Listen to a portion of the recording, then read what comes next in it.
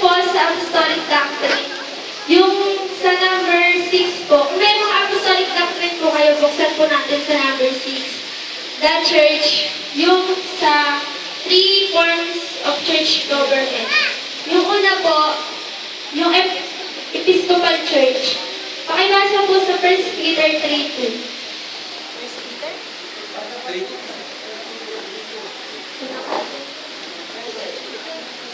Ay, 1 Timothy po pala.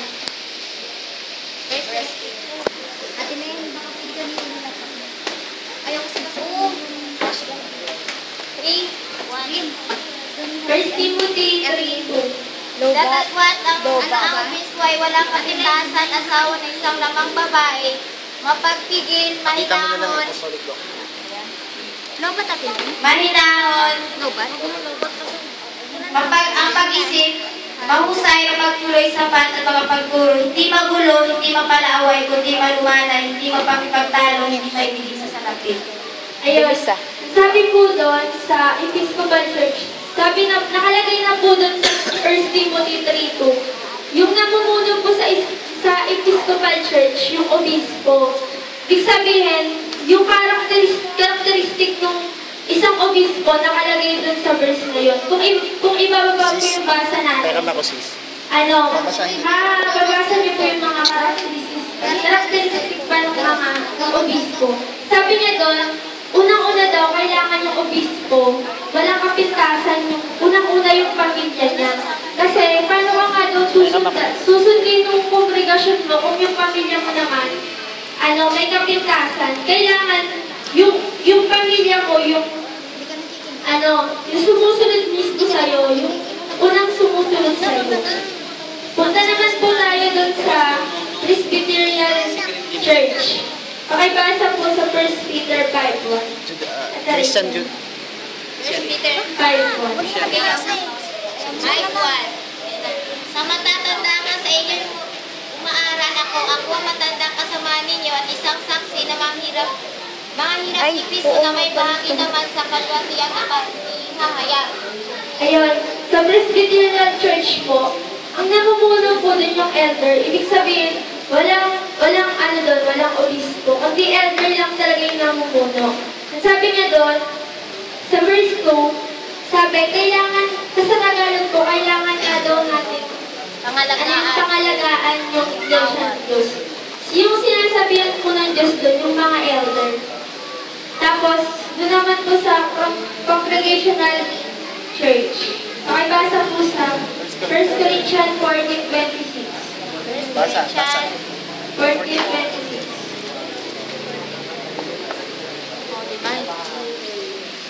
14:26. Ano nga ito ang kapatid, pagkat kayo mga tipo ng bawat isa sa inyo na may isang awit, may isang aral, may isang pahayag, may wika, may isang pagpaliwanag, gawin ninyo ang lahat ng mga bagay sa ikatitibay. Ayun.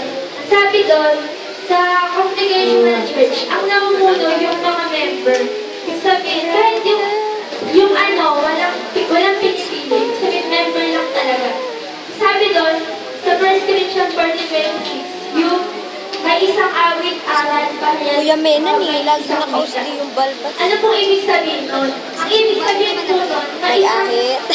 may isang awit, ibig sabihin parang nagkakaisa kayo. Doon sa aral naman, di ba meron pong mga denomination kayo na pastor lang yung may alam sa congregation na yun. Yung mga member niya, kakaunti lang yung alam. Tapos, pinipigilan ka nilang makinig sa ibang pastor. So, ibig sabihin, doon sa congregational church na yun, lahat ng membro, may alam sila o nagsasalisin sila. Yun nga po yung tinatawag na Berean. Sa Matthew 18:20 naman po. Pakibasa po. Matthew 18. Ano yung mic mo? Matthew 18:20.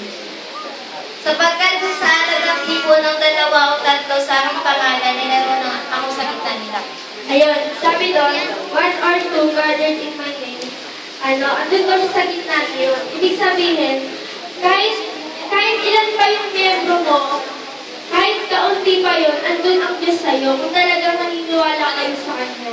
Ibig sabihin, kung wala malaki nga, pero hindi lahat natututukan, nasisyaran. Hindi nagko-content for the faith. Opo. Hindi sila nagko-content o hindi sila nag-improve. Basta aano lang sila ng church, pag-uwi, hindi na nila sinasabuhay. Kaya nonsense din po yung pagpapalaki ng iglesia kung gano'n naman yung members. Yun lang po, maraming salamat. Amen.